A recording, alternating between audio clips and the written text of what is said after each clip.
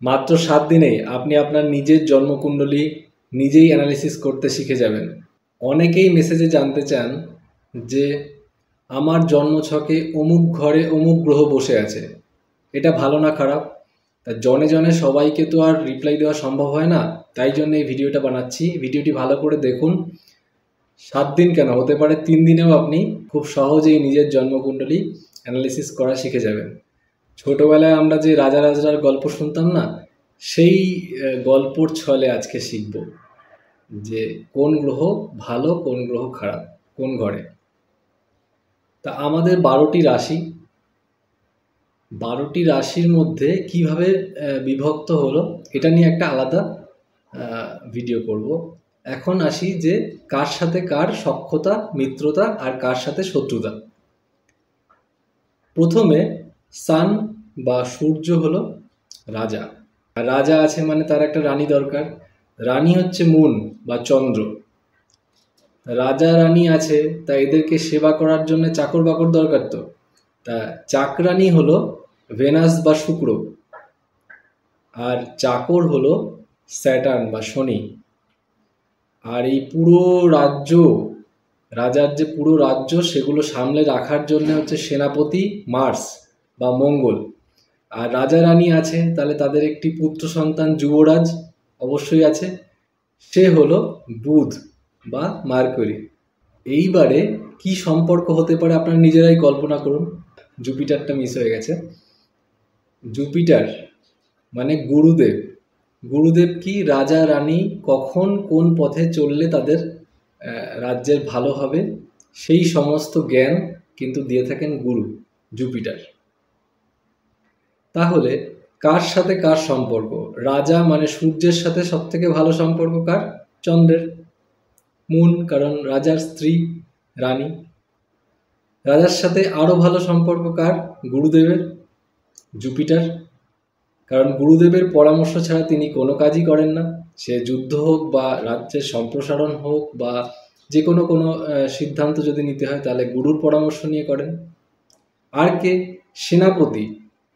সেনাপতি না থাকলে রাজার কোনো ক্ষমতাই ঠিকঠাকভাবে পালিত হবে না, তাই তো? তাহলে সেনাপতি মার্স এর সাথে সূর্যের খুব ভালো সম্পর্ক। আর বুধ রাজা রানীর যে সন্তান যুবরাজ, সেই মার্কুরি বা বুধের সাথেও কিন্তু ভালো সম্পর্ক। আর চাকর বাকর মানে স্যাটার্ন আর ভেনাস, শুক্র আর শনির সাথে রাজার খুব একটা ভালো সম্পর্ক না। কারণ চাকর বাকরকে সবসময় রাজা বকাঝকা করেন, এই কাজটা হয়নি, এটা ঠিক করে করনি, তাই এরা কিন্তু খুব একটা রাজাকে পছন্দ করে না। আবার রানীর সাথেও কিন্তু এই চাকর বাকরদের খুব একটা ভালো সম্পর্ক নয়, কারণ সেই একই ব্যাপার যে সবসময় অর্ডার করতে থাকে, এটা করো ওটা করো, এটা কেন হলো না, খুব একটা ভালো না। কিন্তু যুবরাজের সাথে আবার এদের সম্পর্ক ভালো। চন্দ্রের সাথেও যুবরাজের সম্পর্ক যেমন ভালো, সেনাপতির সাথে মোটামুটি সম্পর্ক, গুরুদেবের সাথেও মোটামুটি সম্পর্ক। আর চাকর বাকরের সাথে কিন্তু বুধের বা যুবরাজের কিন্তু খুব ভালো সম্পর্ক, কারণ চাকর বাকরের কাছেই সে মানুষ হয়েছে। আমাদের বাড়ির মতো তো বাড়ি না, রাজা রাজার গল্প, তাহলে রাজা রাজার ছেলে বা যুবরাজ অবশ্যই মানুষ হয়েছেই চাকর বাকরের কাছে।